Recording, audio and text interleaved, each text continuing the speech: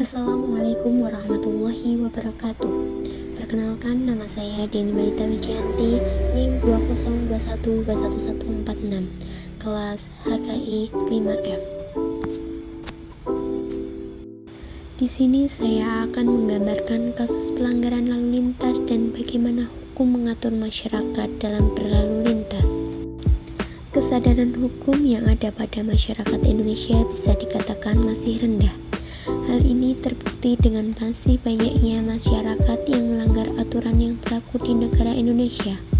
Dari pelanggaran yang ringan sampai yang berat pun masih banyak dijumpai. Jika masyarakat Indonesia memiliki kesadaran hukum yang tinggi, dapat dikatakan Indonesia memiliki kepatuhan terhadap hukum tinggi pula.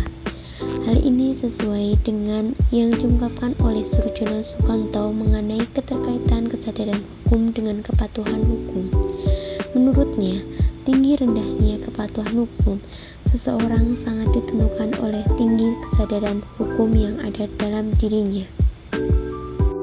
Dalam kasus pelanggaran kali ini, saya menyajikan salah satu kasus yang sering terjadi di sekeliling kita atau bahkan pernah terjadi pada diri kita sendiri, yakni pelanggaran lalu lintas. Hal ini diatur dalam Undang-Undang Nomor 22 Tahun 2009 tentang lalu lintas dan angkutan jalan yang disahkan oleh Presiden Susilo Bambang Yudhoyono pada tanggal 22 Juni 2009 di Jakarta. Tujuan dari undang-undang ini selain untuk menciptakan lalu lintas dan angkutan jalan yang aman, selamat, tertib, lancar, dan terpadu dengan moda angkutan lain, juga mempunyai tujuan untuk mendorong perekonomian nasional, mewujudkan kesejahteraan rakyat, persatuan dan kesatuan bangsa, serta mampu menjunjung tinggi martabat bangsa. Aspek keamanan juga mendapatkan perhatian yang ditekankan dalam aturan lalu lintas dan angkutan jalan.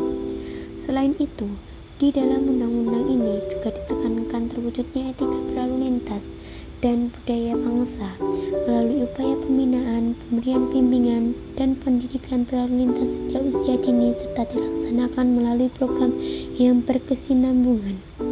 Namun, dalam kenyataannya, masyarakat masih melanggar lalu lintas. Contoh, yang pertama, tidak memakai helm. Tindakan ini dapat dikenai sanksi yang diatur pada pasal 291 ayat 2 yang berbunyi, setiap pengemudi yang membiarkan penumpangnya yang tidak memakai helm sebagaimana dimaksud dalam pasal 106 ayat 8 dipidana dengan pidana kurungan paling lama 1 bulan atau denda paling banyak Rp250.000.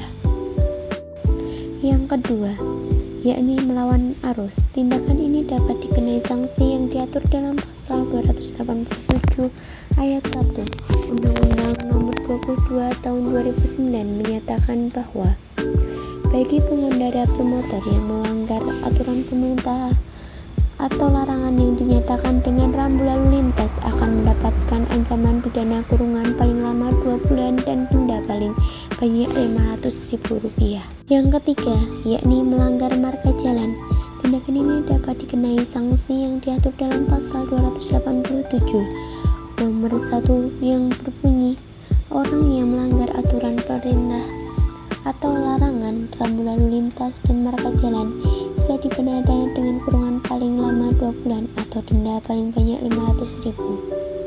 Dari kasus-kasus tersebut sudah terbukti bahwa masyarakat Indonesia belum sepenuhnya dapat patuh terhadap hukum yang berlaku. Hal-hal seperti ini harus mendapatkan penanganan atau usaha dari aparatur untuk lebih meningkatkan kesadaran hukum para masyarakat, dan bukan hanya aparatur yang turun untuk membenahi hal tersebut, namun diri sendiri pun juga harus sadar mengenai pentingnya tentang kesadaran.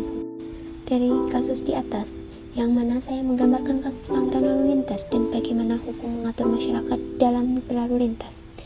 Jika salah kata, saya mohon maaf. Wassalamualaikum warahmatullahi wabarakatuh. Terima kasih.